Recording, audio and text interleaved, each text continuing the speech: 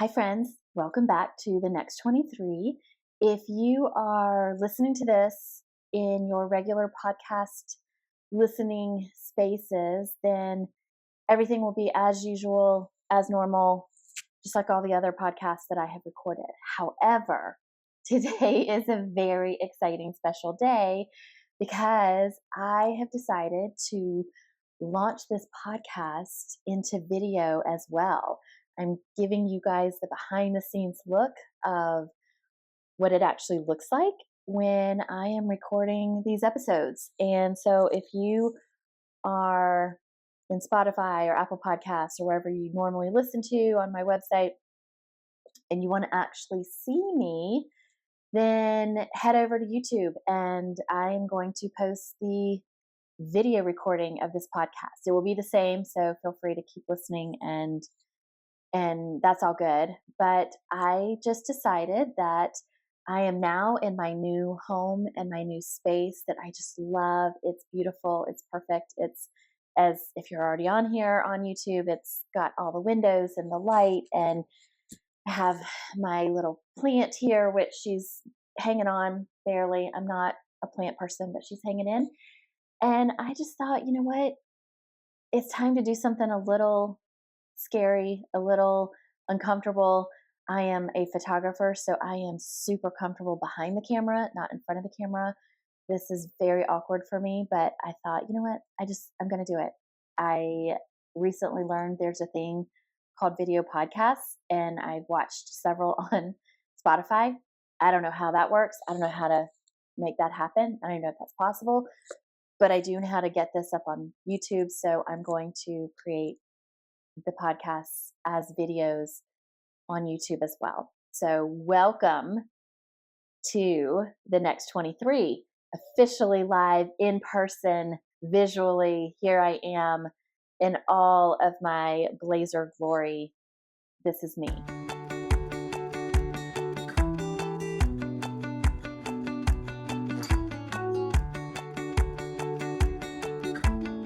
If you are new here, quick little background, especially if you're new watching me. I am Kelly Taylor, and I got married when I was 23 years old. I was married for 23 years, and 2 years ago, I found myself divorced and realized that I was jumping into the next 23 years of my story. And I had no idea what that was going to look like. I didn't know what the next month, 2 months, 6 months, 2 years was going to look like as far as me being a single woman, a single mom, a single adult. I mean, I was a baby when I got married. I met my ex-husband when I was 22.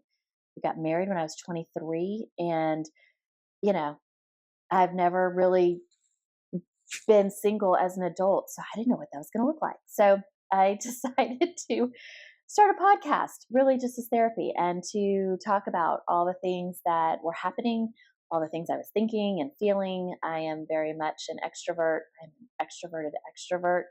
And so talking about all the feelings I have and thoughts and emotions feels very natural and feels very good and very cathartic and therapeutic and all the things. So I thought, well, podcast is exactly perfectly the place I need to be. So I started the Next 23 podcast, and I really didn't think it would go anywhere. I didn't think anyone would really listen to it. I don't know why I thought that, because so many people have similar stories to mine. So many people have very different stories to mine, but similar feelings about their stories. And everybody has a fascinating story to tell. So I'm here to share mine and to, be as open and honest as I can. There's weird stuff I probably talk about. There's funny stuff I talk about. There are sad and emotional things I talk about, lots of hard, lots of good, lots of exciting. So that's just kind of what we're here for. I don't make these long. I try to keep them between 10 and 20 minutes because who has the time?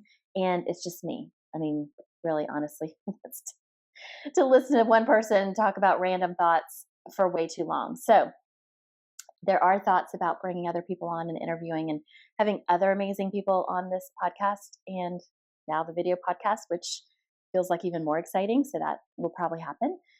So I'm pretty sure that's going to happen at some point too, because again, I have this beautiful space. Why not? So, what do I want to talk about on this inaugural first video podcast, or I think it's the 51st audio podcast that I'm doing? So, as I was thinking about it earlier today, I realized the perfect topic that I've wanted to talk about for a couple weeks now is the difference between I can't and I don't want to, and the importance in that difference. So, a while back, I was talking to my daughter, who is, you guys, in just a hot minute. And when I say hot minute, 2 weeks, going to graduate from high school. She's my youngest. That's going to be a whole series, I'm sure, podcasts and topics that I'll be bringing out as soon as I can get the words. They're right here. I'm shoving them down for a bit. So I'm not ready to get those words out just yet. But a few months ago, I was talking to my daughter, and she is brilliant. She's so smart. She's super creative. She's also very math, sciencey, STEM brain. She is going into engineering. She's going to University of Colorado Boulder. Go Buffs. I don't know why I did this. I don't think that's a thing. That's definitely not their thing. I don't know. I did not go to Colorado. Learning all the things, but Go Buffs is apparently a thing. So I was talking to her, and she made a comment that she said, Mom, anyone can be anything that they want. They just have to have the patience and the energy to do the research and to do the work. And I thought about that, and I was like, she's really right. And as we were talking through it and sort of brainstorming, well, what about this job, or what about this thing, or what about that? And every example I thought of and I said to her, she was like, no, she's like, yeah, I could do that if I wanted. I just have to go to medical school if I want to be a heart surgeon. And I'm like, yeah, okay, yeah, you could. I could be an Olympic speed skater if I wanted to. And I was like, okay, yeah, actually, you probably could. Every single thing that I came up with, she was like, no, if I was passionate enough and worked hard enough and did the work, there are all the resources available to me to be able to figure it out, and I could do it. And she's so right. She's so right. So I've been thinking about that for a while now, and I've been thinking about how a lot of people that I hear when I'm talking to people, meeting people, family, friends, anyone, when I hear somebody say, oh, I can't do that. And a lot of people say it to me as far as like, oh, you're so creative, I can't do that. Oh, you are so busy, you do all these things, I can't do that. You're this, you're that, oh, I can't do that. And ever since she and I have had that conversation, I've been thinking about it. And I don't say this because I feel like it would probably be rude and I don't quite know how to say it. So I'm saying it here, that you can do that. You just don't want to do that. And I want to break that down because I feel like it is very acceptable in today's world for people to say, I can't do that, so I'm not going to do it. I can't do it. And people are like, oh, okay, she can't do that, so we'll get someone else to do it. It's not acceptable, I feel like, for people to say, I don't want to do that. And I think those things need to be flipped, right? I think it needs to be very accepted. I think if I don't want to do something, I don't want to be a heart surgeon, you guys. Like, I would love to be able to save someone's life, but I don't want to be a heart surgeon. I don't want to go to medical school. I'm not a science person. I'm not a math person. I can't imagine a world that I would want to dedicate that much time and energy and mental thought to doing all that work, because that's not what I'm passionate about. So I don't want to be a heart surgeon. I don't want to go hike Mount Everest, and I don't want to be a snowboarder. I could if I wanted to. I mean, it seems a little ridiculous because I hate all that exercise. I'm so inflexible. I am so not coordinated. I tried snowboarding and I sucked at it. And yet, if it was something I was passionate about, I could do the work to get flexible. I could do the work to train and to take lessons and classes and get all the right gear and practice and fall until I got really good at it and then be an amazing snowboarder. I could do that. I don't want to do that. My daughter wants to do that, hence Colorado. So that's amazing. I don't want to do that. So I have been trying really hard to stop saying I can't do that and start saying I don't want to do that. I could, but I don't want to. And the reason I think it's so powerful and so important, especially as women, for us to adopt that language shift and that mind shift as far as what we want to do and don't want to do versus what we can do and can't do, is because it's so empowering. It builds up so much confidence because if I am sitting here and I say, oh, I cannot snowboard. I'm not flexible. I can't get up when I've fallen. I look ridiculous. I can't do it. I can't do it. That makes me feel very deflated and it makes me feel very bad about myself, right? But if I say, you know what, I don't really want to snowboard. I don't want to do that. I'm not passionate enough to do the work to get flexible enough so that I can stand up without looking like an idiot, so that I can figure out the balance and not fall and get a concussion and break 1,000 things. I don't want to spend that time and energy. I want to sit in the lodge and drink hot cocoa and be on my computer and watch all the people and just be all cozy by the fire. That's what I want to do. Saying those things puts me in a position of power and confidence in myself. And it is just such a huge shift. Like it really, really is a huge shift. It's amazing. So I really would love for all of us to take the I can't words out of our vocabulary. Just remove them from our vocabulary and instead replace it with I don't want to or I can't do it yet. Oh, you guys, go back and listen to, I think it was the last podcast, 50, where I talk about and yet. That little 3-letter word yet is so fucking amazing. I love that word. In the last episode, I talked about how and yet those 2 words, that phrase changes so many things where it seemingly brings 2 very incongruent, very diametrically opposed things together in a beautiful way. For example, I did this thing that I'm embarrassed about, and yet I'm so grateful I did it. I was super, super scared about doing this thing, and yet I'm so proud of myself for doing it. I am grieving so hard at the loss of this loved one, and yet I'm so, so grateful for the big love I had for that person. And yet it's such a bridge. It's such a gift. It's such an invitation. Then if you break it down even more, to just the word yet, that is such an opener, right? It just opens up everyone's world. It opens up your space. It's, I can't do this yet. I haven't done that yet. I haven't been there yet. I haven't accomplished this thing yet. I'm not going to attempt this big goal yet.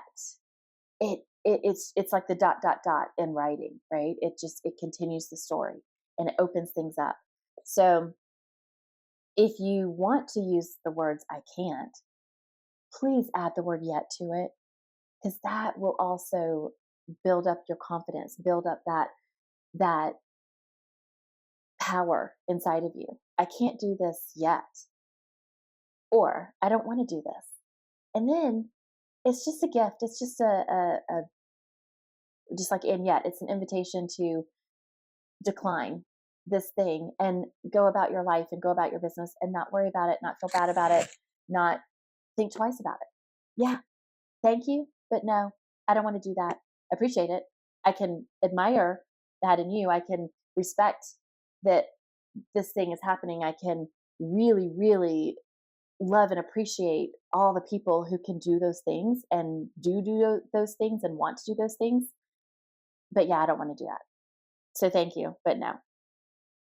And I don't know. I think that is really fascinating, and that's quite amazing to shift your thinking and shift your mindset in that way. And if we can all do that on the daily, think about the positivity and the weights that can be lifted off of our own shoulders and our own souls and our own hearts if we look at opportunities in front of us, experiences in front of us,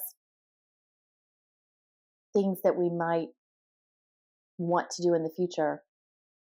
If we look at it like, well, I can't do that yet, but I think I'm passionate about it and I want to try and I want to learn and I'm going to get really good at it. Or, yeah, thanks, I don't want to do that. So I'm going to just pass on that to free up space to do this other thing over here that I really want to do. Fascinating. I love it. It's amazing. And we can all do anything that we want to do that we're passionate about. And I'm going to throw this out there as a challenge. So if anyone can think of something, because I feel like my daughter and I, when we had this conversation, I feel like we came up with one or two things that legitimately some people cannot do these things. But for the life of me, and I've been thinking about this for a week, I can't remember what they were. So we may not have. We may have debunked everything we tried to come up with as far as, oh, yeah, no, we could never do that. And then one of us was like, oh, no, but we actually could. And here's how we could if we wanted to. So if you can think of anything that someone could not do or could not learn to do or could not find a way to make happen within their life, literally, legitimately just cannot do, let me know. DM me, put in the comments, whatever. Let me know what that is, because I am super curious. And I will be the first one to admit, oh, okay, this whole episode was wrong. There it is. There's something that someone cannot do physically, emotionally, mentally, whatever it is. But I don't think there is. And I think it was the Winter Olympics. And I'm probably going to get this wrong, and I probably should have done the research before I started this, but it just came into my head. There was I think it was a speed skater woman who grew up in, I want to say, like Jamaica or Bahamas or some tropical island that's amazing and beautiful. And I don't think she'd ever seen snow. And 6 years prior to these Winter Olympics, she went ice skating for the first time and fell in love and said, I'm going to be an Olympic skater. And sure as shit, this woman won a medal in the Olympics. I'm going to try and find it and research it, and I'll put it in the show notes or comment it below, or however the YouTube thing works. But you guys, she was an adult, I think, or a young person, had never seen snow or ice skated for the first time and said, I'm going to win an Olympic medal. And in 6 years, she did. So you can't tell me that there's not anything that anyone can't do. Sorry, Betty White the pup's just barking in the background. So I just hope that you guys can jump on this train with me, and let's just all stop saying I can't and start saying I don't want to. Give ourselves permission to say I don't want to, or I can't yet, if it actually is something you want to do and that you'd be really excited to do and you're willing to do the work. It might take a month, it might take a year, it might take 10 years, it might take 30 years. But if you want to do it and you're passionate about it, you do it. You do the work and you make it happen. And I know you can. Love you guys. The Next 23 is produced in partnership with Taylor Street Designs. Be sure to rate, review, and follow the show on Apple Podcasts, Spotify, or wherever you get your podcasts. You can also visit me at thenext23.com. Love you guys.